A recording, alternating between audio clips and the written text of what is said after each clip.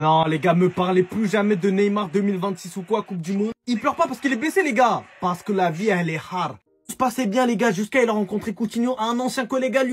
Et le score, il veut tout dire. 6-0. Et Neymar qui se fait huer, les gars. On n'a jamais vu ça jusqu'à tous les fans de Santos. Regardez ce qu'ils ont fait. Là, peut-être vous vous dites, ils sont devant. Non, les gars, ils sont retournés. Ils sont contre le club. Ils sont contre Neymar. Est-ce que vous vous rendez compte de la dinguerie? Vous connaissez votre boug Neymar? Les pleurs, les gars, ça sort très vite. Parce que c'est un gars, t'as vu, il joue pour de vrai. Il avait réussi à enchaîner 6 matchs, les gars. 6 matchs où il était performant. 6 matchs où il a réussi à prouver qu'il pouvait tenir 90 minutes. Et que la Coupe du Monde 2026, elle était possible parce qu'il avait enfin le niveau. Il avait retrouvé ce fameux truc. Mais la vie, elle est venue lui rappeler que t'es en ligue de merde. Neymar seul, les gars, ne peut rien faire. Mais là, on a vu qu'en fait, aujourd'hui, il était pas bon. Et ça, c'est les conséquences. Un 6-0, les gars, mentalement, en fait, ça montre que Neymar, il a plus le cardio. Je vous mens pas, les gars, mentalement, il peut pas tenir. Si là, c'est une défaite contre une équipe Vasco, les gars, je connaissais même pas. Imaginez seulement. Da Silva, Santos Junior, Neymar. Les gars, Neymar, il est en train de prendre un bouillon à domicile. 6-0 face à l'équipe de Coutinho qui, lui, a mis un doublé. Neymar, qu'est-ce qu'il a fait?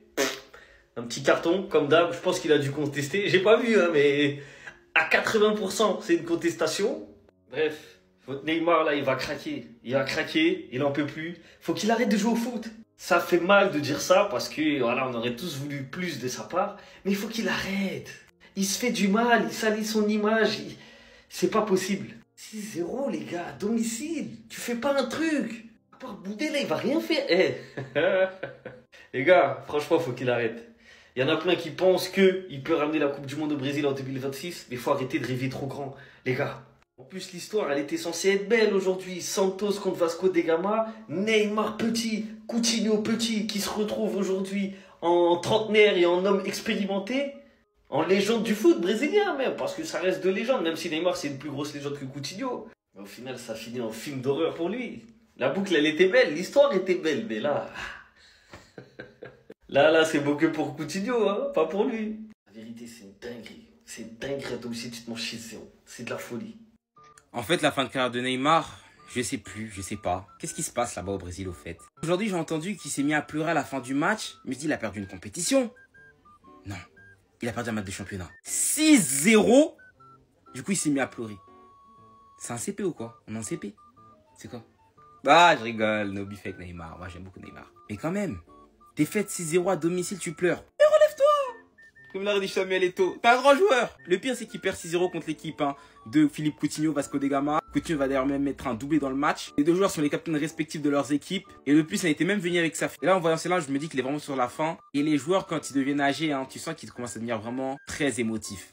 Tu vois, CR7, qui gagne la Nations League, qui pleure. Neymar qui perd un match 6-0, il pleure. Un match de championnat. Après, le point positif, c'est qu'il ne se blesse pas. Au moins, il pleure pas pour une blessure. Que s'il continue comme ça, en vrai, normalement, s'il est en forme, physiquement, il part à la Coupe du Monde. Voilà, Ancelotti va l'appeler. Pas de souci avec ça. C'est juste d'être en forme, Neymar. Voilà, Coupe du Monde, t'inquiète. Après, t'arrêtes ta carrière tranquille. Neymar, une nouvelle fois en pleurs. Les gars, il vient de prendre 6-0 avec Santos. 6-0, vous avez...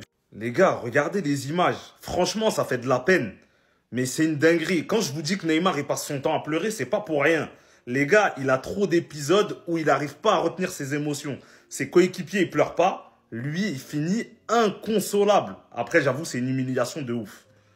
Soirée cauchemardesque pour Neymar. Santos s'est incliné à domicile. Les gars, 0-6, ça veut dire 0-6. Contre Vasco da Gama sur le score de 6-0. Eh, c'est une folie. Après, c'est normal, les supporters de Santos, ils lui crient dessus. Les gars, c'est une folie. 6-0 à domicile. Quand tu vois que c'est le capitaine de l'équipe en plus. Après, c'est son club de cœur. Donc, forcément, l'émotion, je peux comprendre. Il fêtait son 250e match en plus sous les couleurs de Santos. En fait, vraiment, quand on dit c'est une soirée cauchemardesque, c'est une soirée cauchemardesque. Et là, je crois que Santos, ils sont à 1 ou 2 places des barrages ou de la descente. C'est une catastrophe. Là, vraiment, pour le club historique brésilien, c'est une catastrophe. Les amis, vous voyez là Neymar en train de pleurer, tête baissée, il rentre au vestiaire. Là, c'est la fin du match. Oui, c'est la fin du match. En fait, quand on le voit comme ça, on se dit, dans une situation pareille, on se dit, en fait, il vient de se blesser. Parce qu'à chaque fois qu'il se blesse, on le voit en train de pleurer, comme impossible. Mais là, les amis, non, pas du tout. Là, en fait, il vient de prendre 6-0 chez lui, à Santos, à la maison. À la maison. Ah, en plus, c'est son ami. Hein. Coutinho. Non, Coutinho, t'es méchant. Et pourtant, ça avait bien commencé. Hein. Ouais, avant le coup d'envoi, on fait des petites collades, à droite, à gauche. Même au moment de tirer au sort et tout, pour savoir qui commence avec le ballon. Ça rigolait. Bon enfant, patati patata. Résultat final, 6-0. Et en plus de ça, Coutinho, il marque un doublé. Aïe, aïe, aïe, aïe, aïe. Comme quand on vous dit dans la vie, méfiez-vous de vos amis. Comment tu peux aller chez lui, il met 6-0 comme ça. Ya Neymar. Non, Santos. Mais bon, pour ceux qui connaissent un peu la situation au Brésil, Santos, l'année dernière, ils sont descendus en Ligue 2. Là, ils sont remontés en première div et tout. Il y a encore du travail, là. Il y a encore du travail. Ils sont très mal classés en plus de ça aussi. Mais bon, voilà. À suivre, hein. On verra bien. Utilisez tous votre cerveau, très important. C'est difficile, mais supprimez-en un.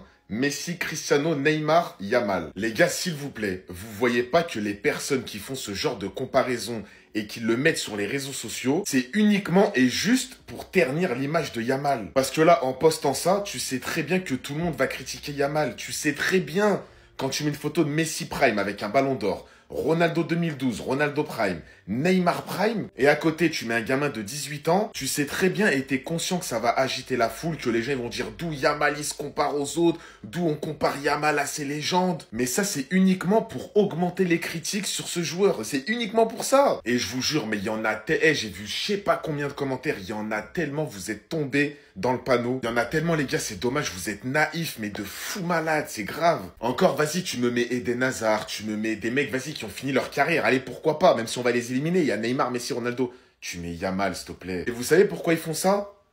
Parce qu'ils ont peur, ils ont peur que Yamal prenne un ballon d'or. Donc ils essayent de faire en sorte que ce joueur soit critiqué, que son niveau soit remis en question. Ils essayent de vous brouiller le cerveau pour vous faire croire qu'on est en train de le surcoter. Mais c'est pas nous, on fait ce genre de comparaison. C'est eux, ils mettent ce genre de comparaison pour vous titiller, pour agiter la foule, et vous tombez dans le panneau. Tout simple.